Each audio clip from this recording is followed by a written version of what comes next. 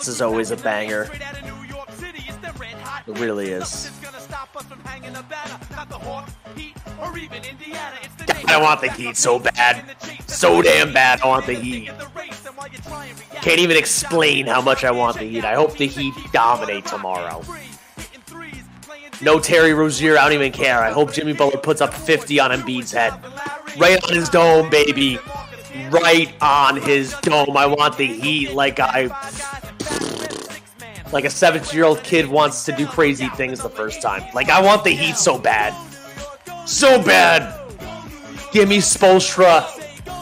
Give me Bam. You cheap MFer. I know you're going to set some dirty screens, Bam. I don't even care. I don't care. Bam and Butler all day. OG Anunoby's going to shut you both down at the same time. Same damn time. Waiting for Mill to get here. She said she's coming on. We said 9:20. We could have been 9:45. Didn't want to wait that long. I had to wake up early in the morning. We had to start at some point. Big Nick Energy. How we doing? Joe Yolk here. We're going to filibuster some time until Mill shows up. We got our first sponsor for the postseason. Anyone that follows us on Twitter or Instagram, you saw the ads. Autograph. It's a really cool app. Let's see if I can actually pull it up while I'm waiting for Mill to come on.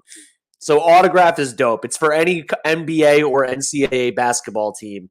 You don't have to only do it for the Knicks. Like, I got the Knicks and St. John's as, where is it? There we go. As both of my things here. You could add multiple teams. Whoever the Knicks end up playing in the first round, I'm going to add them too so I can read up on all their crap.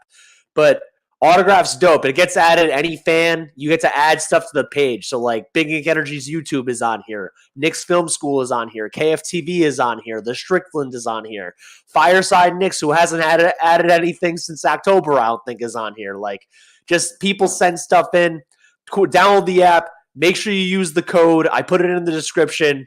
The code is BKE. If you click the link in our description, download Autograph, you're automatically entered to get for a prize to get either free or really discounted Knicks tickets in the playoffs. It's not only that you could use Autograph to actually watch and look up all the stuff you would look up on the Knicks otherwise. You build points. There's a point system you get every week. You can get up to 1,000 points every week. The more and more you build up, the more and more you actually have chances to win other cool prizes and stuff. It's not only going to be the Knicks tickets. JJ, salute, man. How's it going? I know Knicks Nation actually already commented on here an hour ago when I made the thumbnail and the thing originally. I don't give a F who we play. We'll do damage, but if I have to choose Miami because I want payback from last year's playoffs, same. I want payback, and I think it's kind of crazy that there's a lot of analysts that you could tell that haven't they even still to this day don't want to watch the Knicks. I still don't think Stephen A. Smith has watched more than 10 games all year. I think it's only Kendrick Perkins that has watched the Knicks all year. Charles Barkley and Shaq both saying they could be the second best team in the East, and they're also going to lose round one. It's crazy. JJ, salute, bro. Knicks coming, playoffs coming. The Mets are playing well. NFL draft is coming real soon. The Rangers have home ice through the playoffs. I'm hyped. Big time for New York sports. The Yankees are also playing well. I'm a Met fan. JJ's a Met fan. That's why he was mentioning that. But really good time for New York sports. We're on the come up. Now, if Aaron Rodgers is going to stay healthy for like at least 14 of the 17 games this year, chef's kiss. Chef's kiss right there. A lot of people on Twitter. We got 136 on X6 on YouTube right now checking in. Obviously, the Western Conference play-in is happening right now. Last I checked, the Lakers were winning.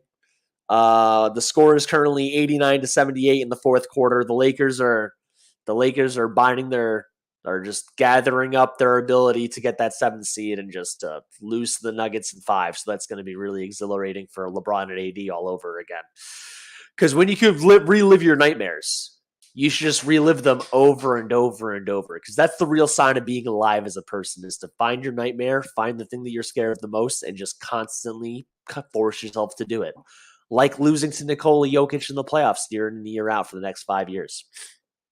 Obviously, anyone that's clicking on this sees the thumbnail. It does say Knicks Heat preview, or not Knicks Heat Sixers preview. The Heat play tomorrow in Philly. The winner plays the Knicks. That's why we're all here. That's why this Knicks page gives a crap about this stupid game, because I don't care about Embiid. Get Embiid, Butler, Bam, and Maxey and Herro all off my screen, baby. Get them out of here. Spoelstra, you're dirty. Nurse, you're dirty. Nurse, you're just a Tibbs wannabe. You just had Kawhi 1 year. You won a title your first year. Now everyone thinks you're one of the top coaches. All that you had that Tibbs didn't have was the ultimate 3-and-D player named Kawhi Leonard. 3-and-D plus Derrick Rose into one person. Does a lot of load management. He's kind of helped change the rules of the game in a very negative way, but here we are. That's why you got your title.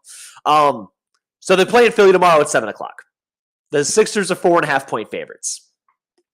What are we looking at? What does this game look like? First of all, big negative thing for the Heat. No Terry Rozier. Already been ruled out. He's actually ruled that he most likely can play.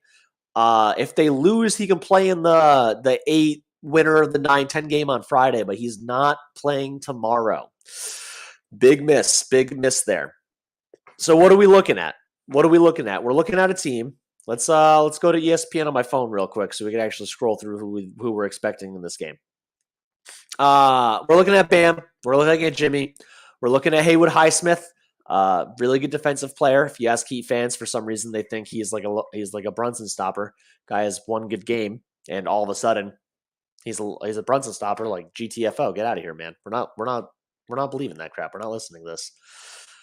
And then for the obviously Herro, Duncan Robinson, just all the usual whack suspects. Caleb Martin, will Caleb Martin shoot 45% from 3 in the playoffs again? I mean, he doesn't have Gabe Vincent, his smaller looking his sidekick, to do the same BS crap. Hey, you know what I do in the regular season? I'm going to do it twice as well in the postseason because Erik Spoelstra sprinkles some water in a cup like in Space Jam. Here's the secret juice. It's just water. It's just Heat culture. We're going to do way better than we're supposed to. So that's what they're looking at. The Sixers are mostly Joel Embiid and Tyrese Maxey. Let's be real. If you talk to a Sixers fan and you mention the name Tobias Harris, you are going to get a lot of profanities, a lot of cursing under their breath, just a lot. A lot of negative stuff out of mentioning Tobias Harris. They don't have DeAnthony Melton. Mill is about to come up once she figures out her lights, camera, action work in the background. They have no DeAnthony Melton. They do have Kelly Oubre, who better version of Tobias Harris, I feel like, honestly, because he's way cheaper. Would you rather have Kelly Oubre for $12 million a year, or would you rather pay Tobias Harris $39 million a year?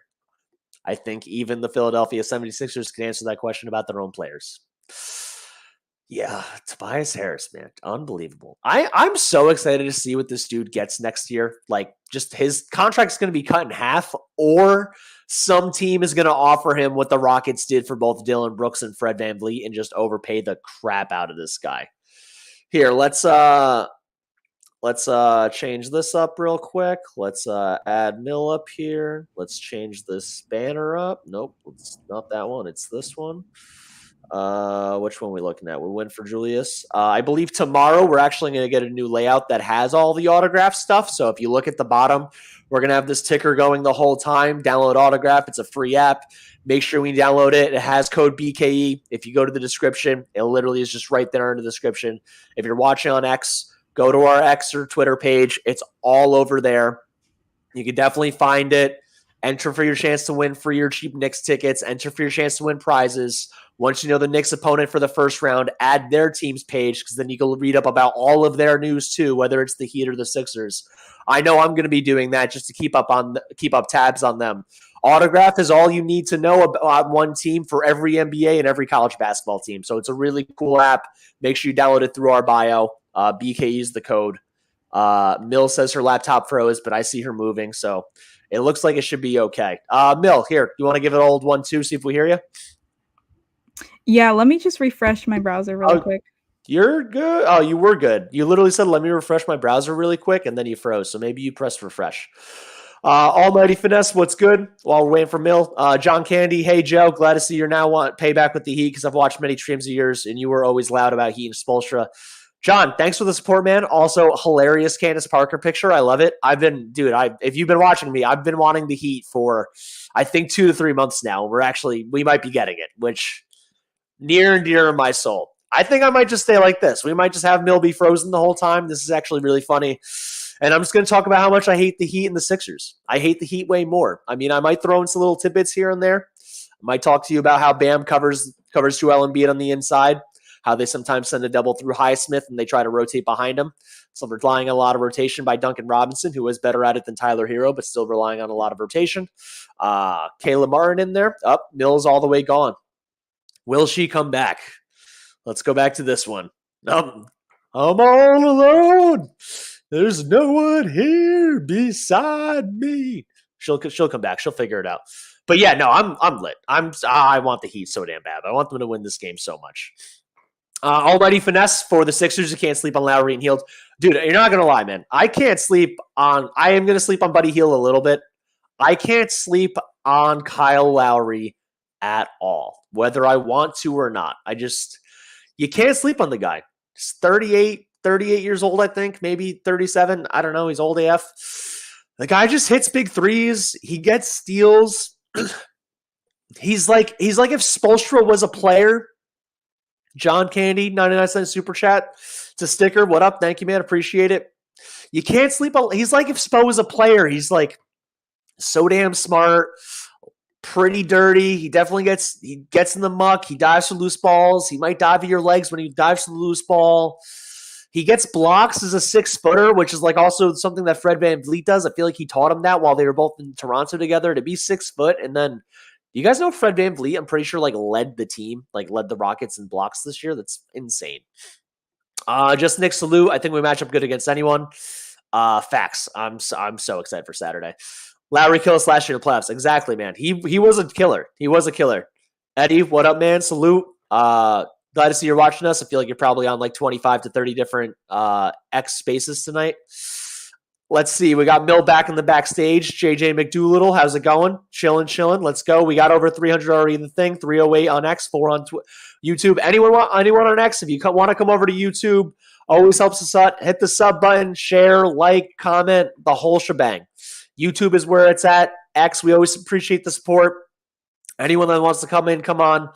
We're talking Heat Sixers, baby. Is it going to be mostly me saying screw Embiid and screw Butler? Yes, it is. But we're still going to talk about it.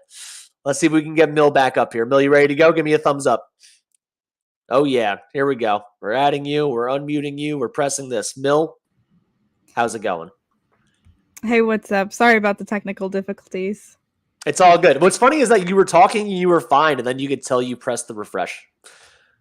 Yeah, it was frozen on my end. I really couldn't even refresh it. So I'm glad it just shut off for me. And, I just came back on here really quick. Well, here we are. So we talked earlier in the day, obviously.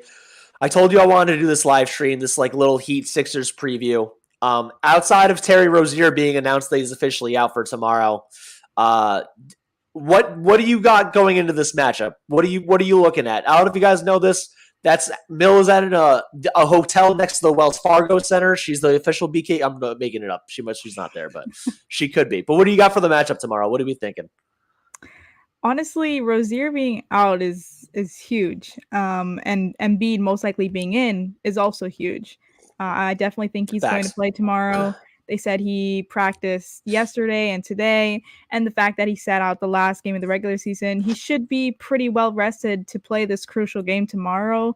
So him playing, I think, really, really helps the 76ers, get that win. I do think, honestly, at this point, they might win it, especially with Rozier now out. But you never know. Upsets happen, especially done by the Heat. So it's possible that Jimmy Butler can just flip the switch this early on in the play-in and do what he does and lead his team.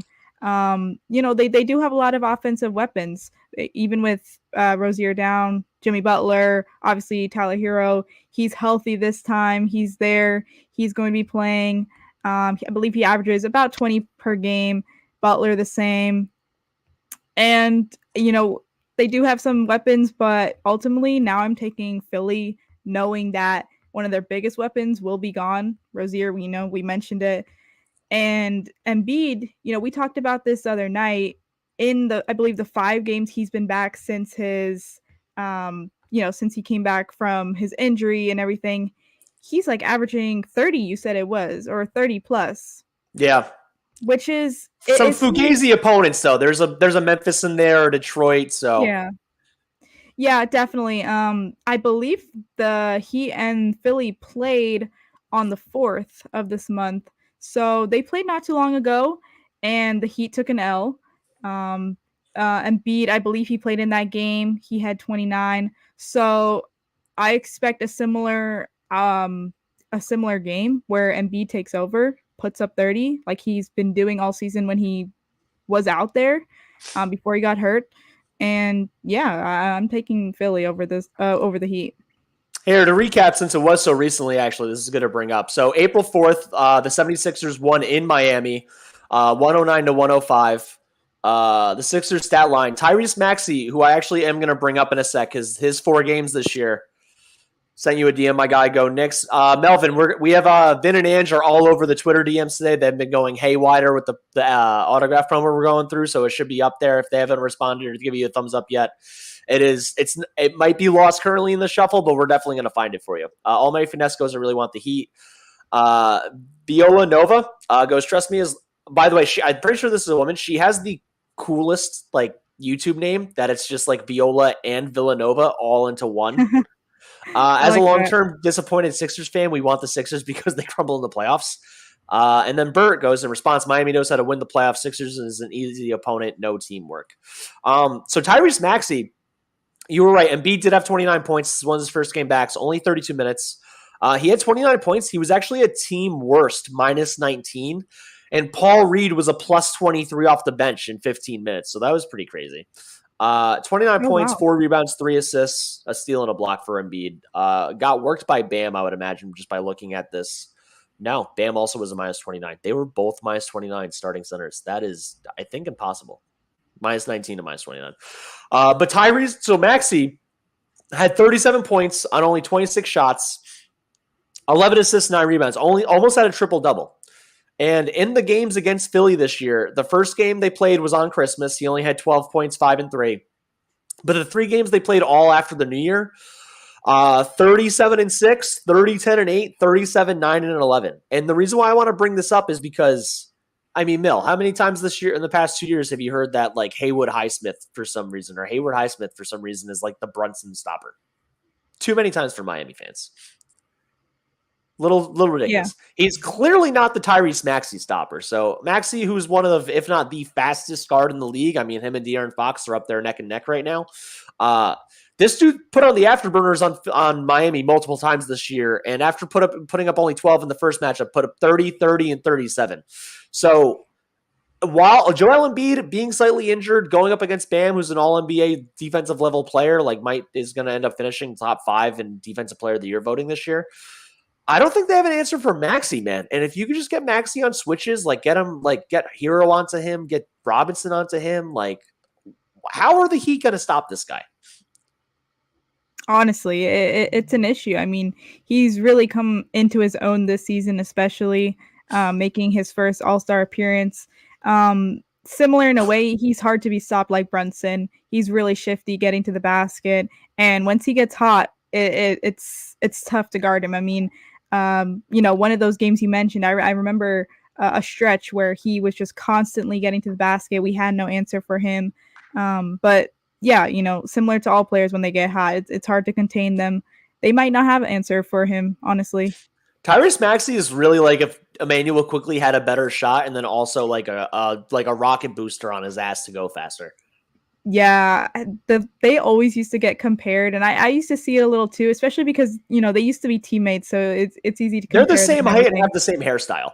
Yeah, but he really took that leap this year. Yeah, absolutely. Actually, so while we're looking this up, I'm pretty sure they were 2-2 against each other. I want to see what the actual record was for this. Because if they played 4 times, that's a solid amount to go into for a year. It was 2-2. So what happened was that Philly lost the first 2, and then Philly won the last 2. All these were relatively low scoring games. The highest scoring was 119 to 113, but that was all the way back on Christmas. And they're all pretty close, I'd say. Within 10 points or so. Yeah, 6, 5, 7, and 4. So these are two very evenly matched teams overall. And I mean, it makes sense. They're within one game apart in record-wise. Like, they're both in the play-in. They both went through different injuries and tribulations this year. Way more so Philly, obviously. Like, Philadelphia was seen. A lot of people are talking that Philly's going to be the favorite against the Knicks if it becomes the 2-7, that they should have been the second best team in the East. Crazy how everyone wants to bring up the Phillies 30-8 with Embiid, and then they just don't bring up the 20-3 with OG thing. I don't know. I feel like it's worth mentioning. I'm just throwing it out there. Right? I tweeted that today because when I woke up this morning, I saw at least 2 people tweeting that, I'm a little nervous the fact that they are 31-8 with Embiid in the lineup. But you just said it. We're 20-3 with OG, and look, obviously records don't lie, stats don't lie. So those are both really great records with 2 players in their lineup. So, and both large sample sizes. 2 things can be true at once. Obviously Embiid, when he's in the lineup for Philly, they play great. They win. When OG's in our lineup, we win. So 2 things can be true. I just don't think we should be too worried about it. There's ways to contain him. And we have secret weapons too. I mean, we got OG. Facts. Just Knicks goes Embiid has not played over 30 minutes yet. I'm actually looking at it right now. He has. Since he's played April 2nd, 4th, 6th, he's played 5 games in April since he came back to get ramped up for the postseason. He played 29 minutes his first game back, 32 his second game back, 22, 35, and 32. And the one he only played 22 in, he almost had a triple-double. No, he had a double-double with 8 turnovers, but it was against Memphis. So, I mean, he got 30 points in 22 minutes against the G League team, which, of course, you did, Joel Embiid.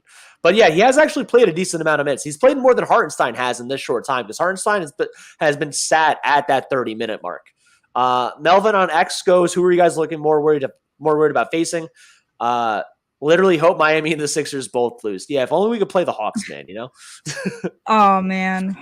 Who are you more worried about, Mel? Who am I more worried about? Well, we're not scared of anyone. We're not, because at this point it's the playoffs. We have to take on whoever. It doesn't matter. So Melvin, I wouldn't say I'm worried about facing either of them. I would just rather face the Sixers, and Joe knows this, but I don't like facing dirty teams. I don't like facing a team that could potentially injure us. And then again, we saw what they did last postseason. It doesn't necessarily scare me how much momentum they can get in the playoffs, but it is something to think about. Can they do it again? I mean, they go in the playoffs for the past 5 years. They do make it pretty far, and it's something to think about if they'll do it again this year, if they have that momentum. And they have Tyler Herro this year, so it could ultimately help them too. I do want to say Nikola Jovic, who's only 20 years old, has been a pretty good addition to their starting lineup for Miami. And he does a lot. He's obviously he's not on the ball that much, even though he's listed as their point guard, quote unquote. It's usually Jimmy or Terry now. But he's just in the right spots a lot of times. He's long. He's 6'7". I think he has almost a 7-footer, 6'11" wingspan. He gets in passing lanes. He's just done pretty well overall. A lot of the games, he has 2 steals, 3 steals, 1 steal. He just does his job for being a second-year player that was in and out of the G League. And he's just another one of these guys that just Spoelstra finds. Now, Riley drafts that Spo just turns into this mold of clay. Do what I need you to do. Maybe you'll be an all-star 7 years from now. But with that being said, this dude isn't covering Tyrese Maxey. And I mean, if anything, this dude's going to be stuck on Tobias Harris or Kelly Oubre. And I can even see Kelly Oubre seeing this young Serbian and just being like, bro, I'm taking you inside. It's just, I'm going to paint my nails. I'm going to shoot over you. I'm going to dry dunk on you. And we're going to see what it's like. Yeah, I could see that happening as well. I just want to highlight this comment. Oh, am I frozen? Nah, you're still moving on my end. Which comment are you looking for? We have 393 watching right now. The one we had up. Oh, there we go. Yeah. So Hamilton Cesar. Yeah. Go ahead. The Sixers are not a regular 7 seed. And, we'll talk about that, but we also have to mention that the Heat are not a regular eighth seed either. Given their history, we just know that, they might end up as eighth or seventh, whatever in a season, but that does not account for how they play in the playoffs at all. Not a team to underestimate, clearly. So you're right, though. The Sixers are not usually a 7 seed. I mean, the past few years, they've obviously been higher up. And this season, they were supposed to be top 3. With Embiid playing most of the season, we know he usually doesn't play. I was looking at his game log.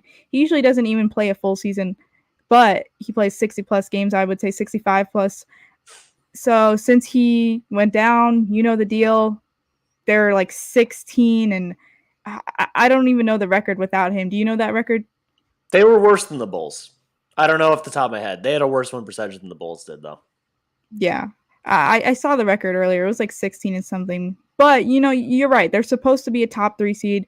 So, in a sense, we're supposed to act like we are facing, if it comes down to them in the first round, we are facing a really good team. A team who has a reigning MVP and an all-star in Tyrese Maxey, who is putting up 26 a game, 6 assists. Like, we shouldn't downplay it, but we should also remember that we are the better team. We are the better team. We got here. We got 50 wins for a reason. We got the 2nd seed for a reason. And, Jalen Brunson is in MVP conversations for a reason. Facts. 100%. 100%. Tim Savage goes, we literally put the Sixers in jail with and without Embiid and held them to just 79 points at one time, I think.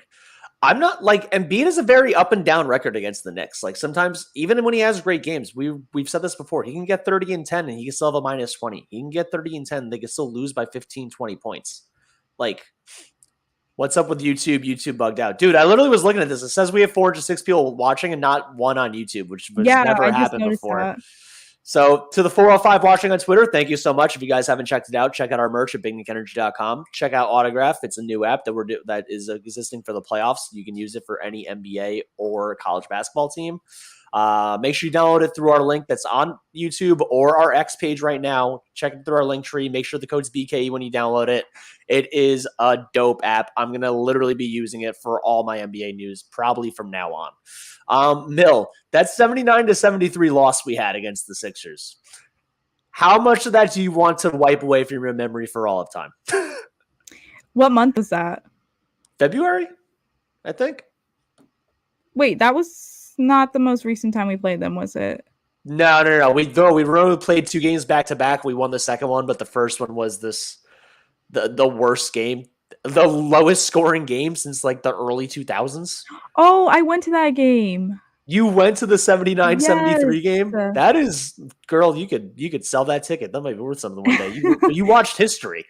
Yes. Oh my God. I remember, how low of a score it was. And just, I was like really upset that the game March I go to. 10th. Yeah.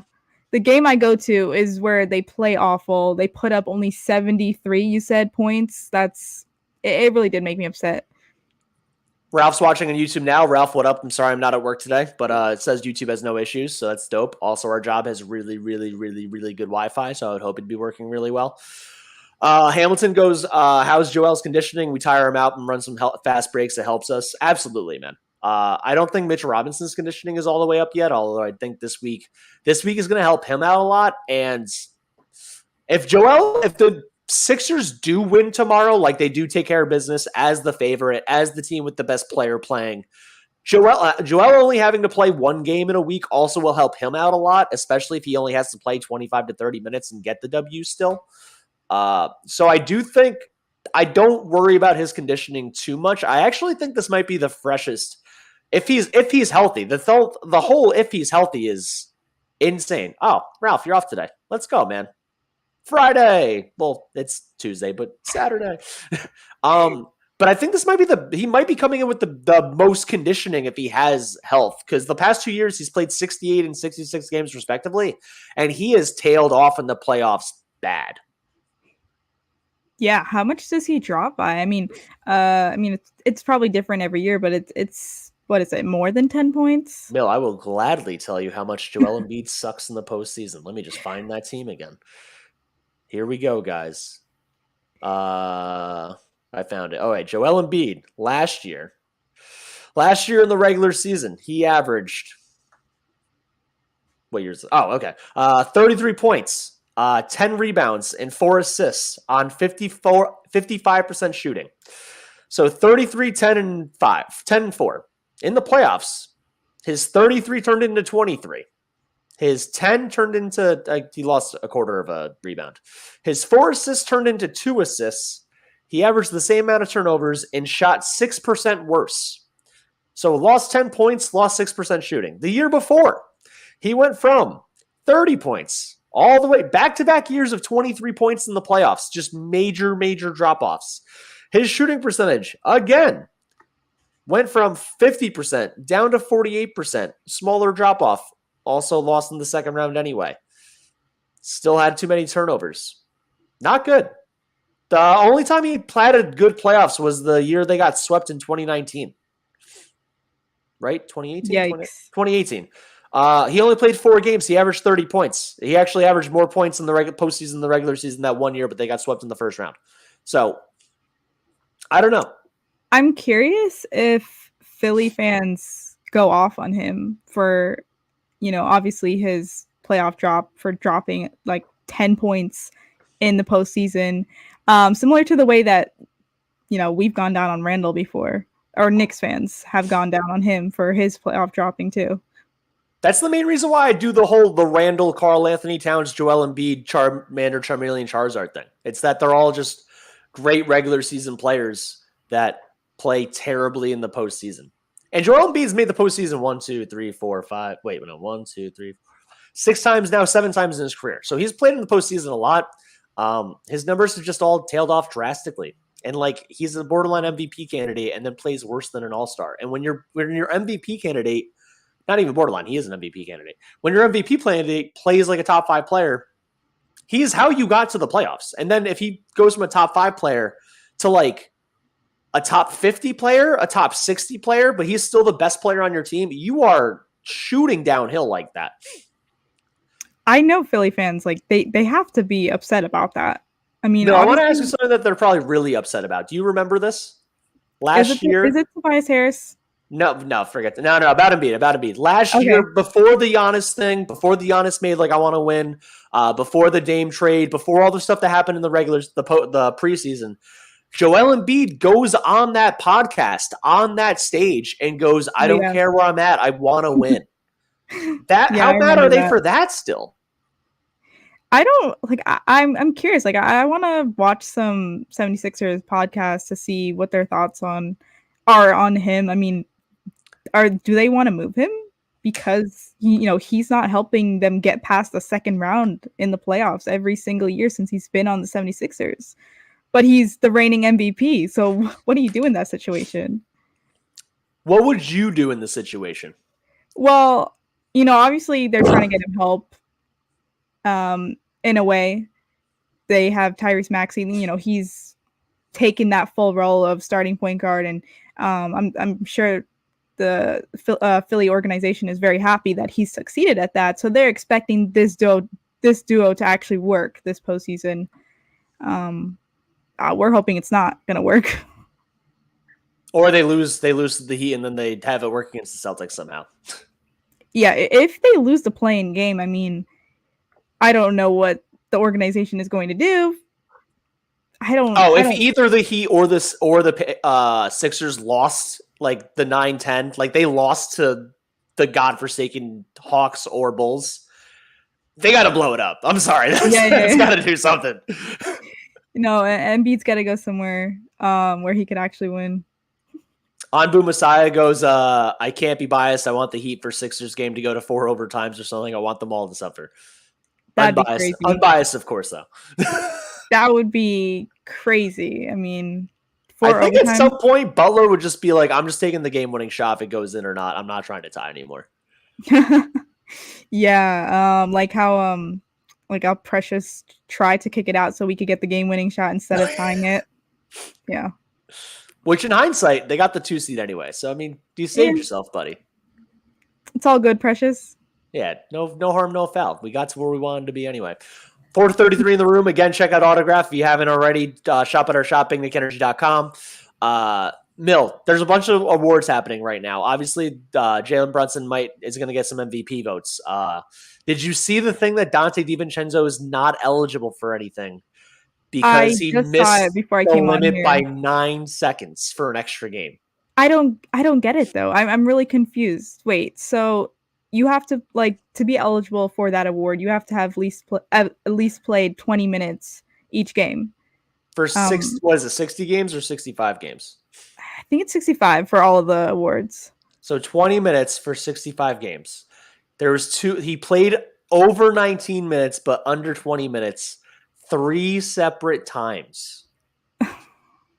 That's just, I honestly thought, is that like earlier in the season when he was coming off the bench? It had to be. Yeah, it has to be. This guy just finished the last game of the year, played 53 minutes.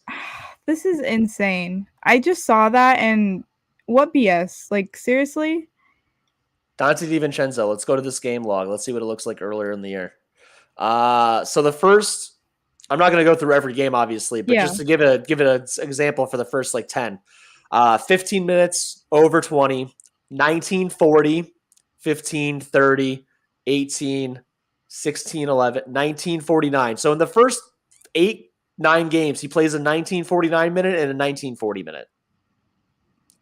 There's a 1912 here, 1914. Oh my God, 1951. What are we up to now? 6, 7, 1902, 8, 1937.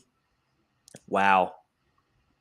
This guy, 8 different games, he played over 19, less than 20 minutes. I think they need to find a way to change that because, I mean, even Dante was coming off of the bench in the beginning of the season. He made his way to the starting lineup. That should show how he has improved, and he should be eligible for that award. The last 6 games, he played 33, 37, 37, 41, 43, 52. 52. Exactly. 9 seconds, and he's ineligible. I mean, I wonder if they can't give him a pass. They can't. Isaiah Hartenstein also isn't all NBA defense eligible. I think he missed it by a game over 20 minutes because he was on a minutes restriction for part of the year. He's also been at 19 a bunch of times. I didn't even know there was a minute requirement. I just thought it was 65 games. I thought it was MVP. I thought that was it. I thought it was MVP, all NBA, and the rest they were kind of like whatever. Yeah. Nostalgic Nick asked, "What happened, guys?" If you're talking about YouTube, we also don't know. I think he's talking about the Dante thing. Probably came in halfway. Oh yeah. Dante isn't getting most improved. The NBA is rigged. Anbu Masai is right. It's crazy because places ESPN, they round up. They're not rounding it up. It's always Knicks versus everyone. Let's burn Adam Silver's apartment down. Bring New York to Flint. Oh, wait, we're from New York. Damn it. Adam Silver, move to a different city. We're going to burn your place down. Get out of here. Chill. We can't be on Adam Silver like that. He's bald. I take any and all credit by attacking a fellow bald man. I'm scared of threatening these higher up people. I can't do that. They're not. Oh, that's fair. It's all me, Adam. Mill's very nice and honorable. It's all me. Although if you do know who I am at some point, that means I've gotten way farther doing this than I ever thought I would have. Even if it gets me in jail. I mean, Emmanuel quickly joined and was watching you for a few minutes. You never know. Watching you too. Yeah. I really wonder what we were saying in that moment when he was watching, but we don't know. We're not talking about Emmanuel quickly. We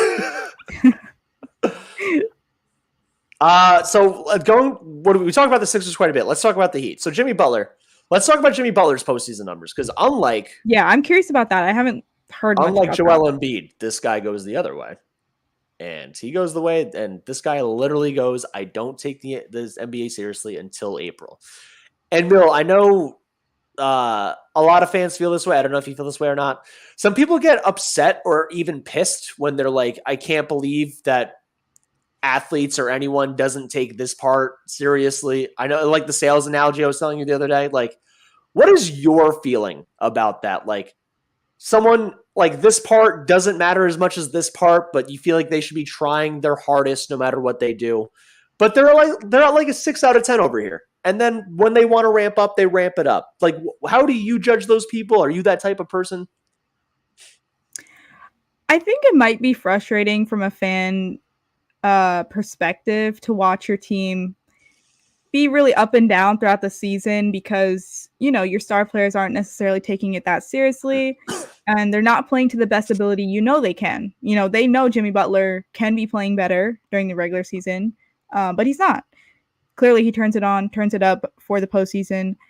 I mean, I don't think I'm necessarily upset about it because, I mean, we haven't had much experience with that on the Knicks, have we? No, but that's why I feel like fans bring it up. It's because like we have Tibbs on as a coach, and this team is always in sixth gear. That they get pissed by if you tell them that, hey, like this other team is going to try as hard as we do, and then it's not going to look the same as the regular season. People get mad at that, but it's just real. Yeah. Yeah. Josh Hart tries the hardest in the regular season. Josh Hart's not going to try the hardest in the postseason. They all try that hard. Yeah. And I'm really glad that they do. You know, you can really tell that throughout the entire season, they're trying their best. I mean, especially our superstar player, Jalen Brunson. I mean, he's insane every night he's doing it. I'm just really glad we have a good set of guys. Let's see the final score of this Laker game. What do we got? We knew the Lakers were going to beat the Pelicans. Oh, the Pelicans cut it close. They were down to like 12. Yeah. On Boost just says Lakers on the playing game if you want to talk about that. Oh, here we go. Ralph was probably watching the game. Pelicans melted a big combat, but Zion got hurt late in the fourth quarter. Oh, man. Oh, my God. Zion went 40, 11, and 5. Wow. Rough if this dude got hurt. Ralph, if you can fill in some info, man, while we're recording, tell us why or how he got hurt. That'd be awesome. 40 mil. Brandon Ingram.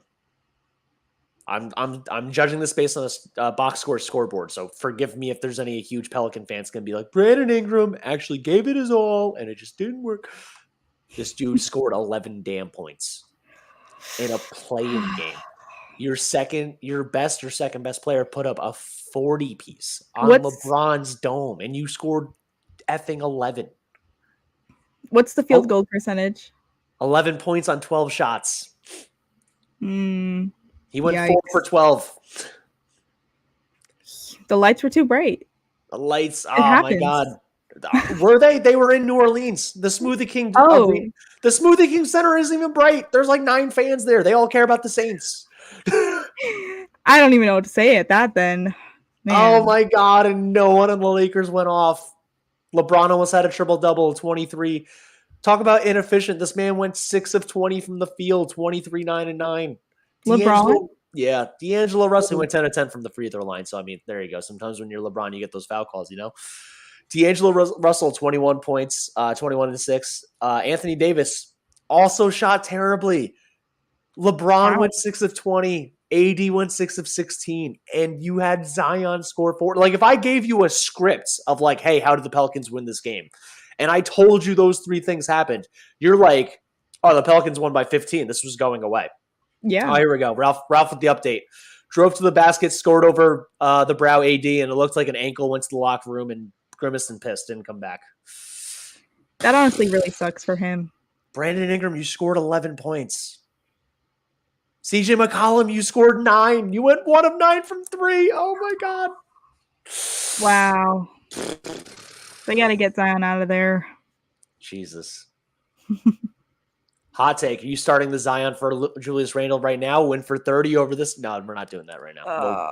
I'm joking. She didn't say in it, the guys. past, 100%. 100%. But I mean, like before he was even in the league kind of thing. Oh, yeah. Zion's gonna be top 5 in MVP one day. He's like on the up and up. I told you, he had a kid. He's having a kid. I don't know if the kid's born yet or not.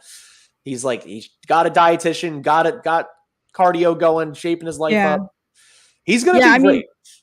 Even actually, well, maybe like a year ago or two, I really did want that RJ and Zion connection to be reunited, even though like he is hurt every season. What is this? Is this like his first or his second like healthy season in the league? His rookie year, he made the All-Star team, but he also didn't play. He played 24 games his rookie year, made the All-Star team, and missed like 2/3 of the season.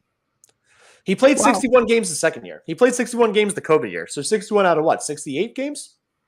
Played most of the season. It's weird this dude even has like such a negative, like injury riddled thing. Because it's like he played 24 his rookie year, got hurt. Played 61 out of 70 almost. Played 29, got hurt, and then played 70 this year. So it's like, so I guess next year he's going to play 30. Okay. No, that'll suck. I mean, depending on, this is just, I was just going to say it's probably just like a minor ankle thing, but you don't know because Julius Randle had surgery on his ankle after he injured his. Oh, did you just see the replay or something? No. Oh, I thought you were talking about it. I was just assuming. I mean, like, I don't know how severe it is. The third leading scorer in this game was D'Angelo Russell. He outscored Ingram and McCollum combined. Wow. I kind of wish I watched this game. He has some big moments. I mean, I don't watch the Lakers too often, but on some games where it's nationally televised. Or D'Angelo Russell is good and polarizing enough that he has a hive and it kind of makes sense. I used to be a part of his hive. Mill, is that you admitting you were a Nets fan at one point? No. A D'Angelo Russell fan. Okay. You know his whole thing, like the ice in his veins? Yeah, and then Ice Tray stole it. Yeah, I used to love that saying, and he made it, he created that. I literally have a hoodie that says ice in my veins, and I liked that. D'Angelo Russell, I just would not have expected that stand-up. We're almost at 500 eyes watching us. I guess it'd be technically almost 1,000 eyes watching us. 480 on Twitter, 6 on YouTube, so YouTube's back and chilling a little bit. If you haven't checked it out yet, go to the description, hit up the autograph link, sign up for autograph, use our code BK. It's a free app. It enters you to get free or discounted Knicks tickets and plenty of other rewards. Also, check out our merch. It's above Mill's head. Shop at picnicenergy.com. We have sales going on right now. Also, if you go on our Instagram or Twitter, there's currently a 15% discount code on top of the sales we're doing for the playoffs. So make sure you type that in for the discounts on all of your best BKE merch available. Erik goes, let's go Knicks. I'm ready for it. Get started watching that game. Same. Who you got winning the next game, Kings or Warriors? I think the Warriors are about to get 25 free throws on 15 threes. I think the league is sending it in. I feel like I made the prediction the last time we were live, but I don't remember who I said.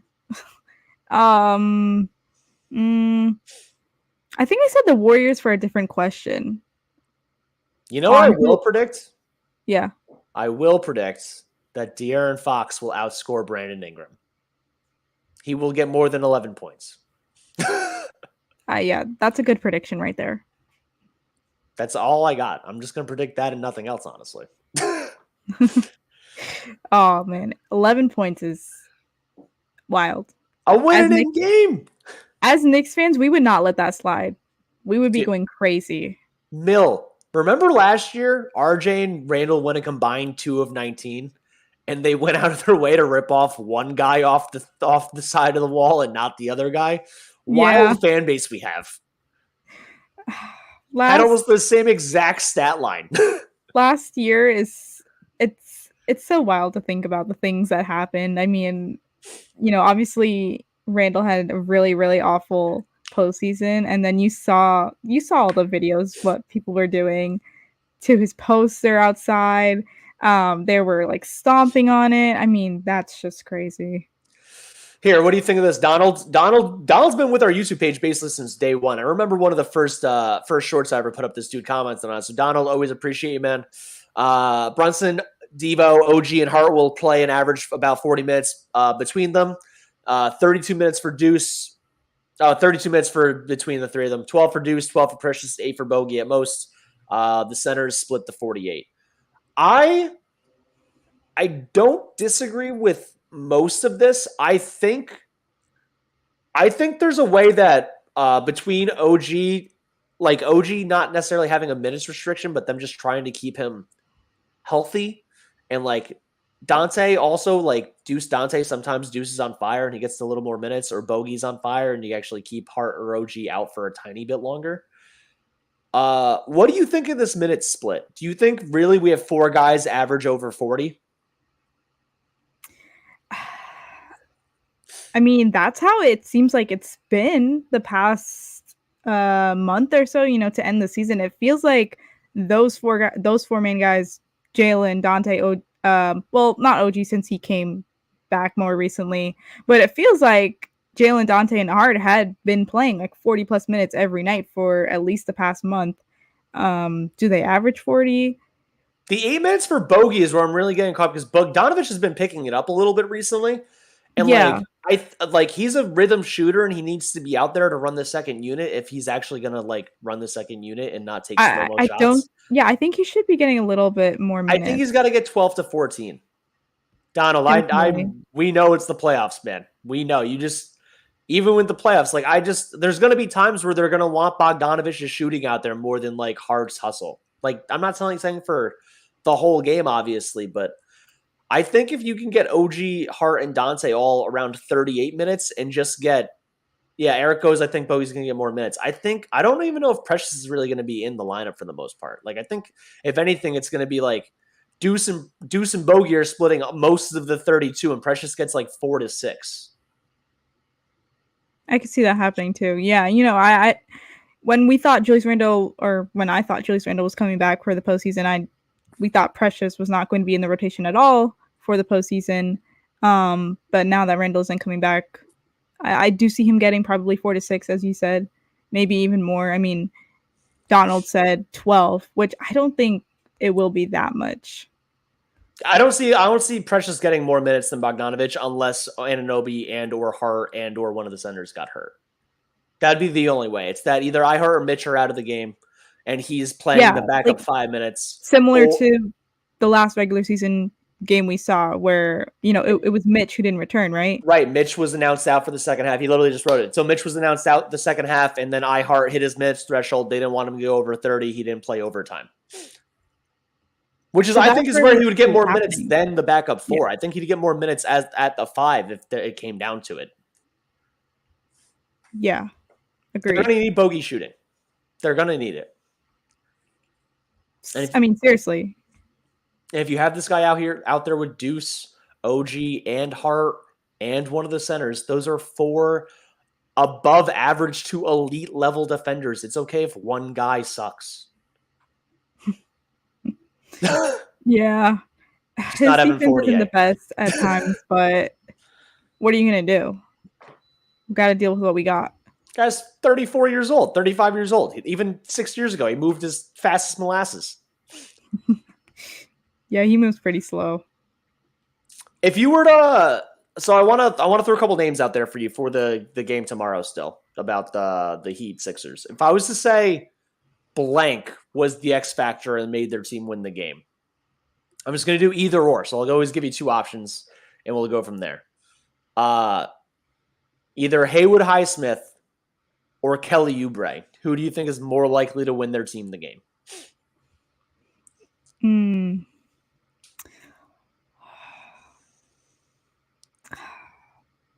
I don't know. Kelly Oubre has been pretty big for Philly. I believe he's averaging like 15 on the season. And I think he's been pretty big against us as well, even though we're 3-1 against him on the season. I feel like he could be huge. He is starting. I'll probably go with Oubre. Go with Oubre. That's fair. If there's a world where it is Highsmith, it's that he shut down, like really actually did help shut down Tyrese Maxey in a way that he just has not been able to yet. Ralph is going Kyle Lowry. Ralph, I'm purposely not saying Kyle Lowry because I feel like we would all say Kyle Lowry is the ultimate X factor. I want to avoid saying Lowry unless it's like a really good one. Bigger X factor. Jaime Jaquez or Paul Reed?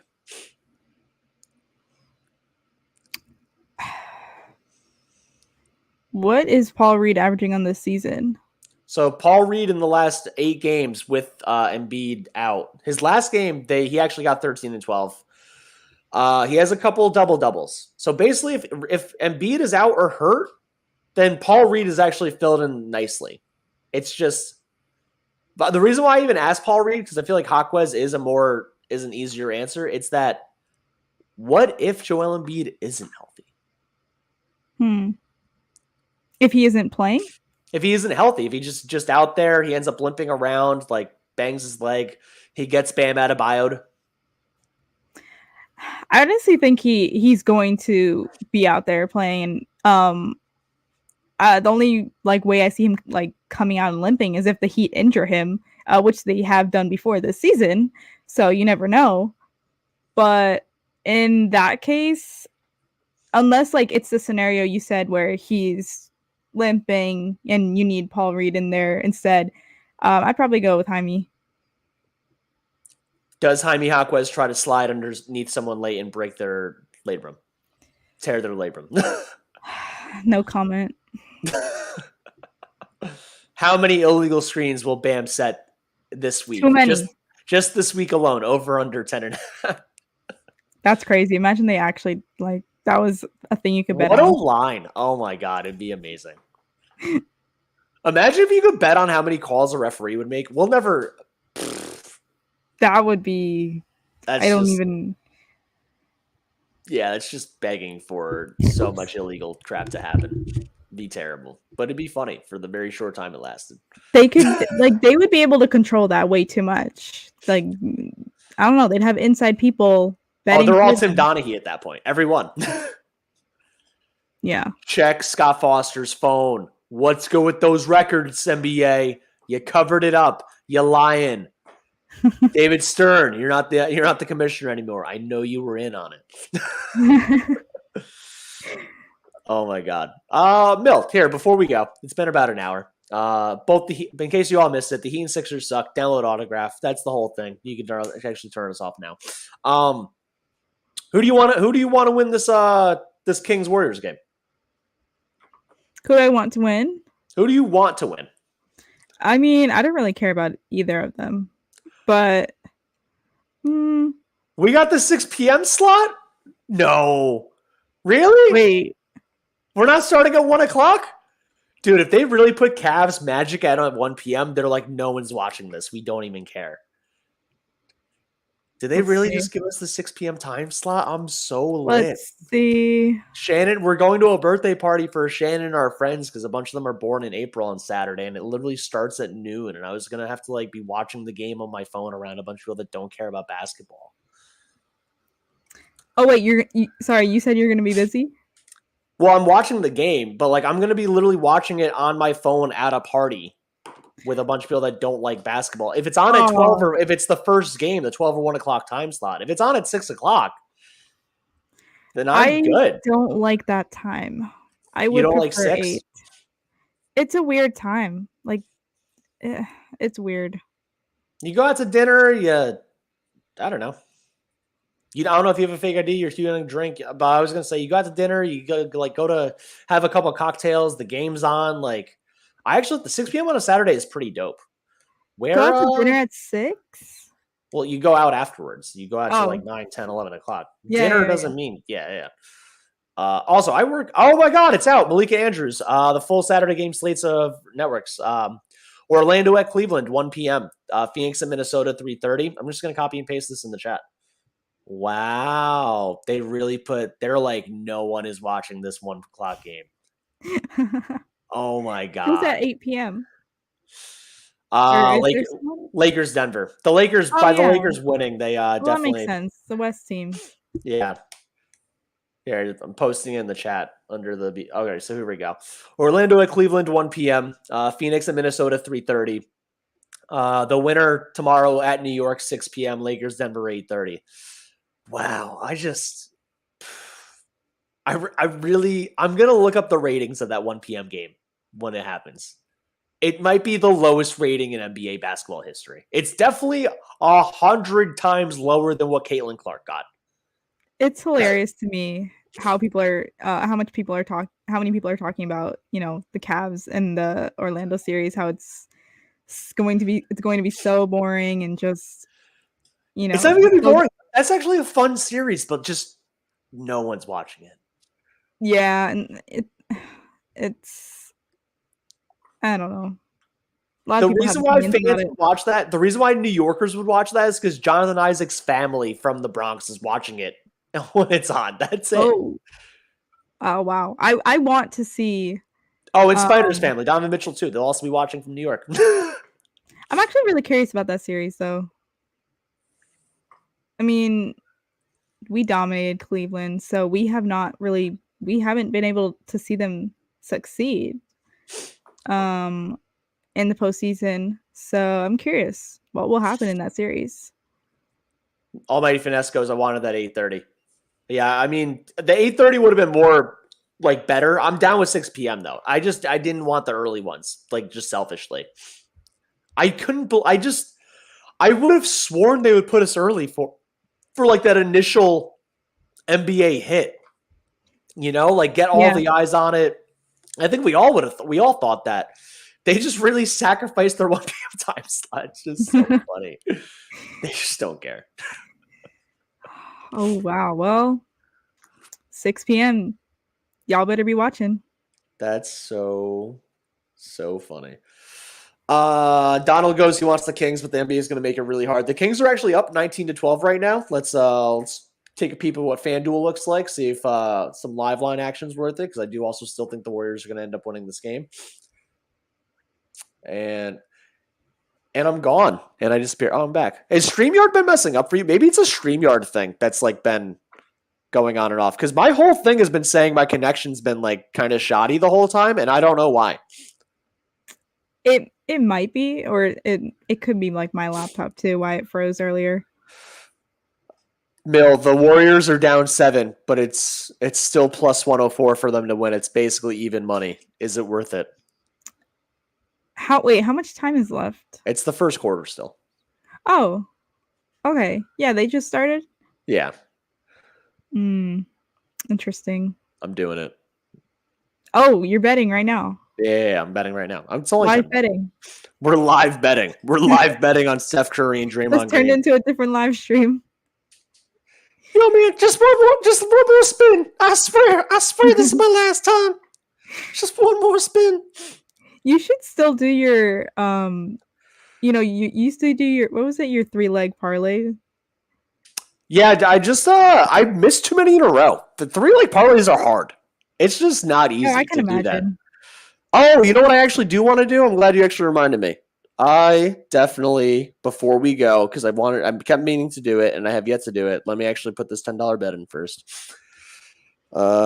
We officially took the Warriors plus 2.5 at minus 106. Mill. So remember, I know this was before you were actually a part of us and stuff like that, but before you were a part of all this BKE podcasting and YouTube live streaming, did a very, very long 2-part over-under podcast. And Vin just basically was in the background listening to me say, Hawks under, Knicks over, over and over again. And this was before we even knew how to make thumbnails. I didn't have, not nearly as many people watched, and I'm pretty sure almost no one took my advice. But they missed out. Oh, I demolished over-unders. I went 23-7.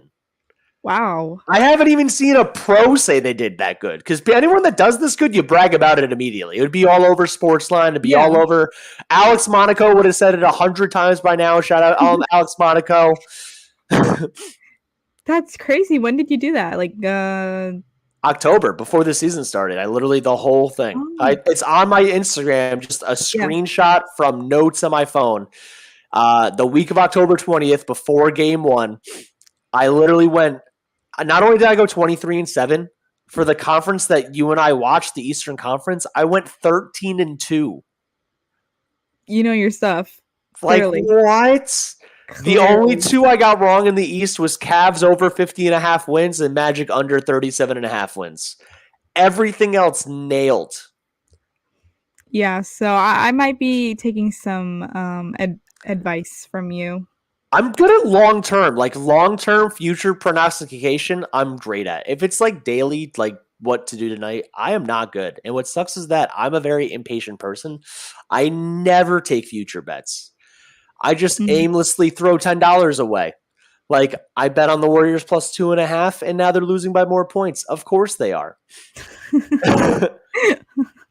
Hey, it's just the first quarter. Keon Ellis, sick dish off the glass to Sabonis on fast break. Sabonis catching alley-oops off the glass? All right. Draymond Green, you got to punch this guy in the face. Who are you kidding? Wild comment right there. Only finesse. Did we face the Cavs game one last year also at 6 o'clock? See, that would make sense, but that's because the Knicks are still involved. I love this. I'd love that we're at 6 p.m. I just would have never thought they would just like sacrifice Orlando, Cleveland like that. Because you can't put a Western Conference game at 1 o'clock. It's 10 o'clock or 11 o'clock there. Yeah. You can't do it. So, but yeah. That does sound familiar, Almighty, though. I feel like I remember a very early game, probably one, and then one at 6 as well. I think the first game was 6 p.m. because I actually drove to see Vin in Newburgh, and it was like late afternoon. So 6 o'clock sounds about right. And then we won, and then we figured out that the Cavs, the lights are too bright, and they can't do anything on the boards. And there we go. What sucks is that they're playing Orlando, which is like a younger version of the Knicks. So I don't know why they would aim for that. You think they're going to dominate that series? I think this should go 7 games. I think this is pretty even. I think the reason why it's even is that even though the Cleveland's better on paper and they should be better overall, I really do think they're soft. And I think Orlando is at the perfect like youthful age of Paolo and Franz, where it's like we're too young to know any better, so they're not scared. And I mean, Orlando watched the playoffs last year. Would anyone be scared of the Cavs team that you saw in that postseason? If anything, you're like, we could have done that. Exactly, which is why I'm so curious to see how they will perform this year, because we saw them as first round exits last year, didn't see much at all with the way we dominated them. So I'm curious, like, will they actually show up this time? I mean, they're not playing the Knicks, so hopefully, I mean not hopefully, but I'm sure they will show up this time. I want to pitch you 2 questions and then we're going to get out of here. The first one, you can't assume all 3 of these teams will lose because the Wolves and Suns literally play each other. But for whatever one you choose as the answer, just assume that team lost, obviously. What do you think is the most likely of these 3 scenarios? All happening this summer. Whichever one you pick would happen this offseason. The Suns lose and we get Devin Booker. The Cavs lose, we get Donovan Mitchell. The Wolves lose, we get Karl Anthony Towns. What do you think would be the most likely scenario, assuming whichever team lost? That's so difficult. Is Donovan Mitchell going to be a free agent this summer? No, he still has a year left on his contract. He's extension eligible, but he's still on the team next year. So what's the point of that? I mean, they would have to trade for any of the 3. All 3 of them are under contract. Okay. Let's repeat that again. Assuming whichever one of these teams lost, right? So, like, if you assume it's Devin Booker, that means the Suns lost in the first round. If you assume Karl Anthony Towns, because the Wolves lost. If you assume Donovan Mitchell, it's because the Cavs lost. If you were to pick which one of these 3 is the most likely scenario to happen, the Suns lose round 1, Devin Booker becomes a Knick. The Cavs lose round 1, Donovan Mitchell becomes a Knick. The Wolves lose round 1, Karl Anthony Towns becomes a Knick. Wouldn't it make sense, though, to wait that extra year until he's a free agent?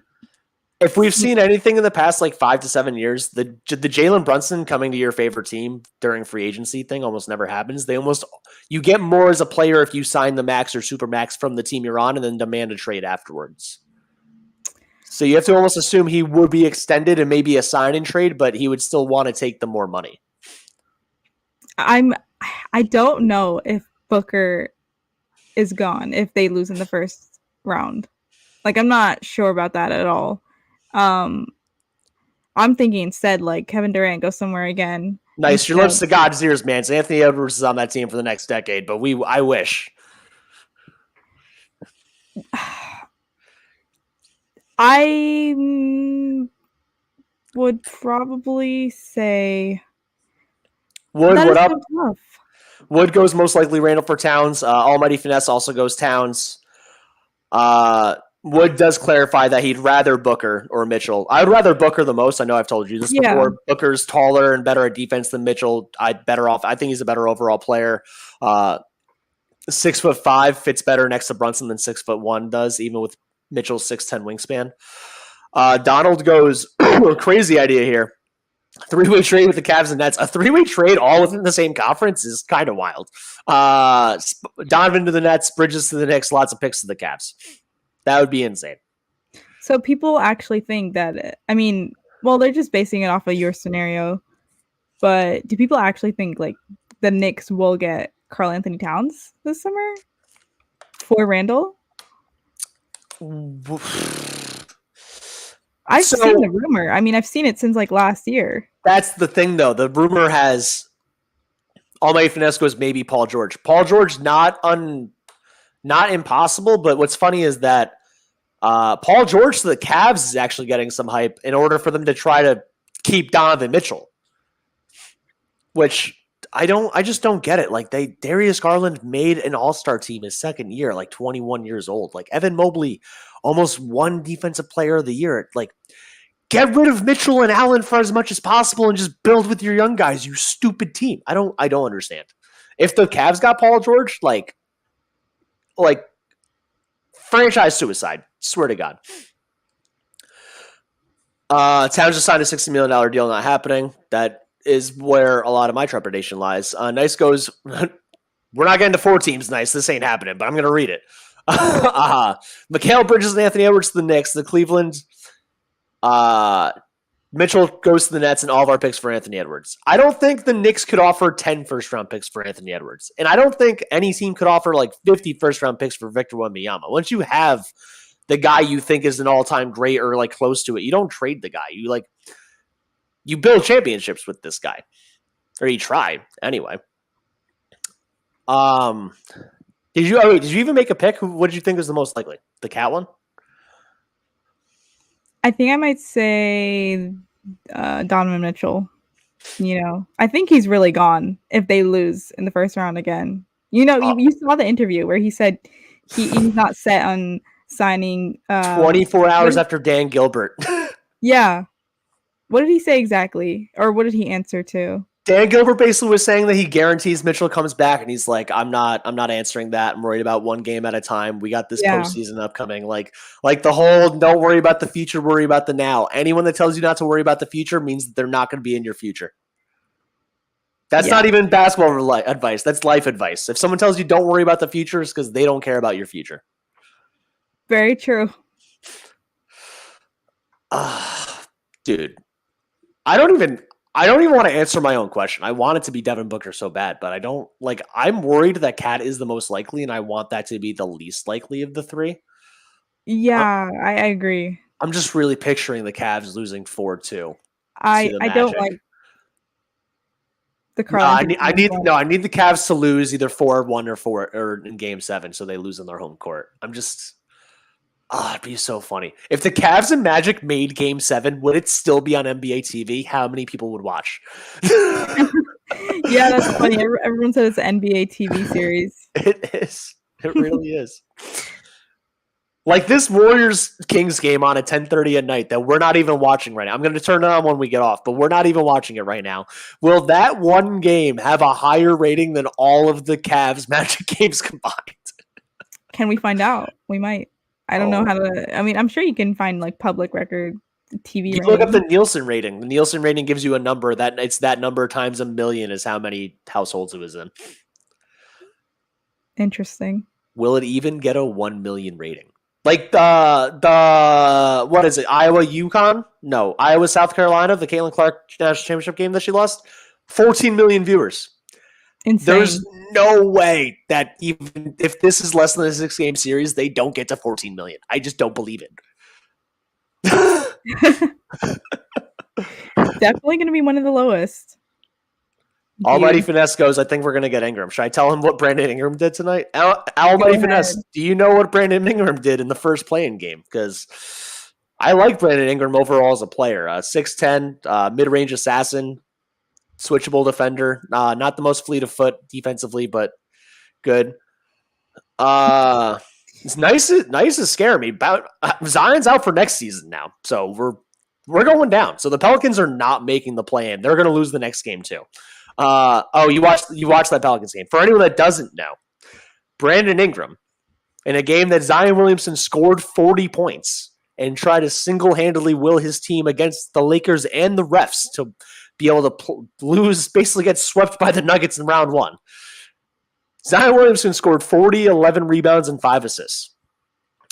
Brandon Ingram felt like scoring 11 points on 12 shots.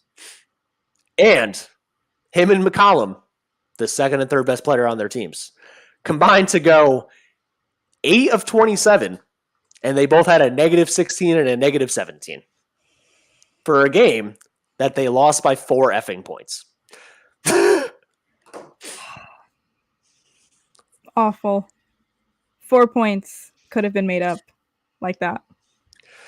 Rough. What was the other question I wanted to ask you? It wasn't just the trade. Oh, I guess, well, hold on a sec. What's his name asked us an actual question before I gave the hypothetical and it got lost.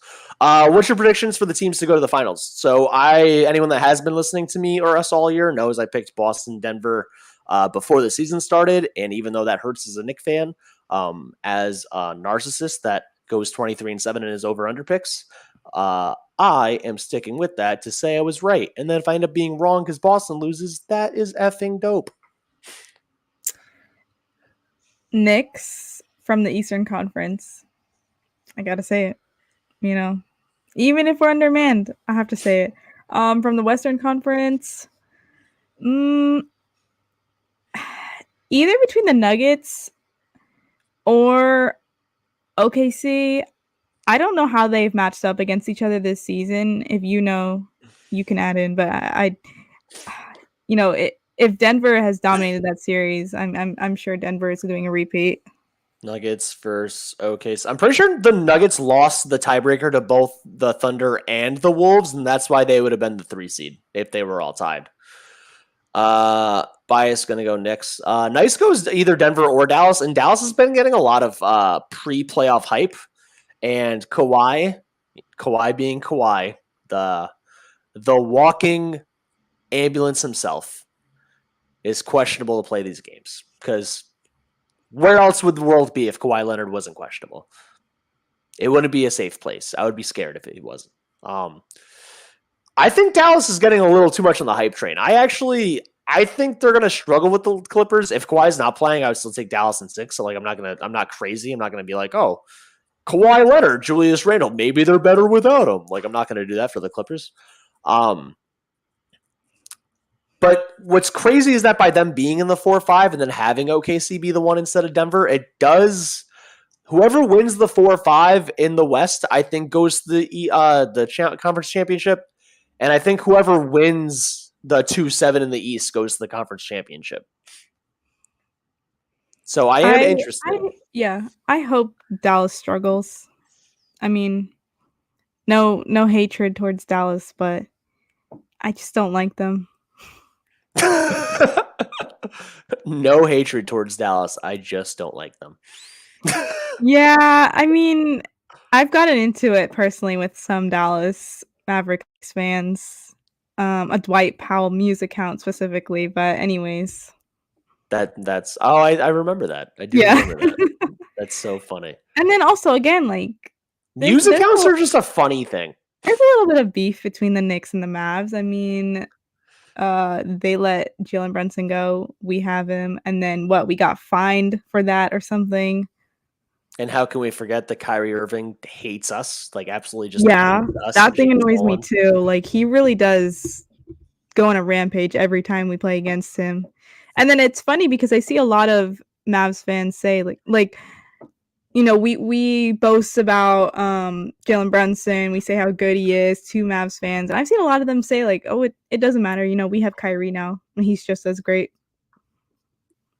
I'm not going to discredit him all the way. He's basically just as great in his role because if Brunson was on the Mavericks, he's also not putting up these numbers. Yeah, Luka gets most of the shots. It's a Luka-based team. I love the Knicks Lakers. That is apparently now a thing that's going on in our chat. I don't. Whatever drugs y'all have, send them my way, because I don't think I can get drunk or high enough to convince myself that the Lakers are going to beat the Nuggets in round one. So, everyone that says Lakers Nuggets right now, are you like? Does Nikola Jokic have a hit on him that we don't know about? Is he about to walk? Is he about to just trip over his steps in his mansion and then just all of a sudden he's a tweaked ankle, he's out for the year? Where does this happen? How do we get to the Lakers? Television. They just want good television, Lakers, Knicks. That would be an insane series. It's not happening, but that would be the most expensive thing ever too. I mean, I think the most expensive NBA arenas are probably Madison Square Garden. And what are they at now? What is it? Crypto.com arena, yeah. Crypto.com arena. Warriors, are you making this comeback yet, man? I took you plus 2.5 because I kind of want the Kings to win still. Oh, you're losing by 14. This is going great. If you want your favorite team to win, then have me bet against them. It will happen. New scenario. Would you sign Klay Thompson? That's not it. New scenario. The Warriors lose this game. They get knocked out as the 10 seed. How do the Knicks get Draymond Green? Don't even. Can 23-year-old Joe get his dream of his former favorite player to just randomly show up on the Knicks when he's way too old and not a trustworthy individual? He used to be your favorite player? Yeah. Oh, wow. That's interesting. Doesn't that fit the type of players I like, though? Like OG Anunoby, Draymond Green, Deuce McBride. It's I don't want you to take 30 shots. I don't care about any of that. Can you defend someone so much that they want to punch you in the face? Yo, he's not coming here, okay? Face it. I mean, I'm not. Would you sign Klay Thompson? And if you would, for how much? I probably wouldn't. I honestly think that DiVincenzo has been putting up. I mean, Klay's probably still averaging more points on the season. I think he's at 17.